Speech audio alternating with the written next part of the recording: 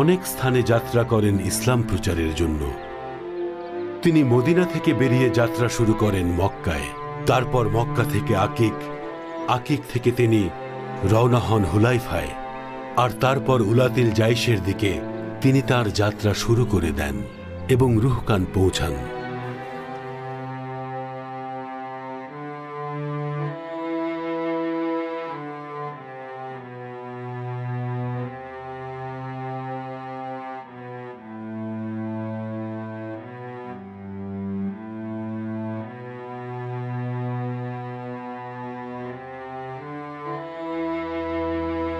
শুনুন মুসলমানগণ, আল্লাহর রাসূল সাল্লাল্লাহু আলাইহি ওয়াসাল্লাম তিনি বলেছেন, কুরাইশদের কাফেলার খবর তিনি পেয়েছেন।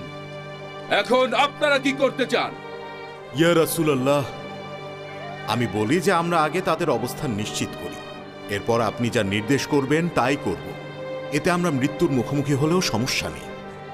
হে আল্লাহর রাসূল, কুরাইশ গোত্রের লোকেরা আমাদের উপর অত্যাচার করেছে, ঘর বাড়ি থেকে তাড়িয়ে দিয়েছে। তাই আমার মতামত, কুরাইশদের কাফেলায় আক্রমণ করে তাদের হত্যা করা উচিত আর তাদের সম্পদ লুট করা উচিত। শুনুন রাসূলুল্লাহ, আল্লাহ আপনাকে যা আদেশ দিয়েছেন তাই করুন।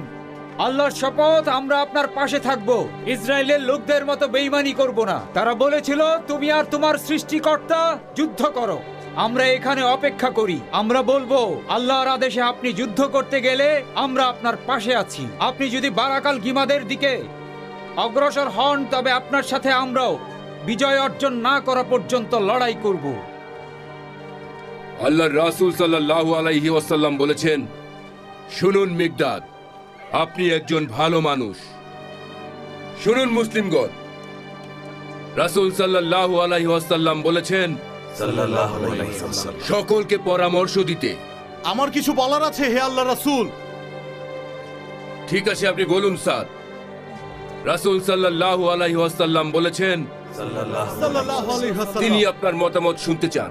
হে আল্লাহর রাসূল, আপনার উপর আমাদের পূর্ণ বিশ্বাস আছে। আপনার উপর অবতীর্ণ হওয়া বাণীর উপর ঈমান এনেছি এবং সাক্ষ্য দিয়েছি আপনি সত্য নিয়ে এসেছেন।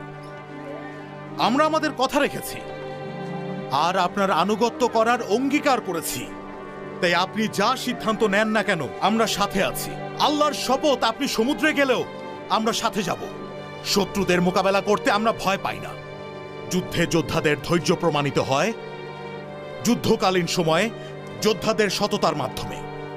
আল্লাহর ইচ্ছায় আমরা আপনাকে যথাসাধ্য সন্তুষ্ট করার চেষ্টা করে যাব।